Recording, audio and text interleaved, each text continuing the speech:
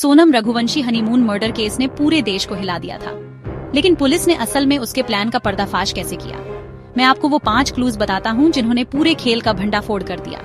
पहला, गायब मंगलसूत्र और अंगूठी।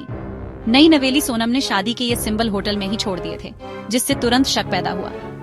हनीमून पर कोई ऐसा क्यों करेगा? दूसरा, नकली व्रत का ड्रामा। सोनम ने अपनी सास को बताया कि वो व्रत कर रही थी, लेकिन उसी दिन लोकल गाइड ने उसे खाते हुए पकड़ लिया। वो झूठ ज्यादा दिन नहीं चला।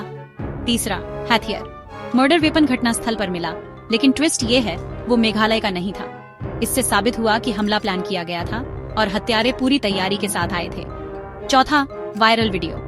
23 मई को सोनम साफ तौर पर बेचैन दिख रही थी और अपने फोन से चिपकी हुई थी। क्या वो किसी के साथ कूनर्डिनेट कर रही थी? ये वीडियो पहेली का एक अहम हिस्सा बन गया।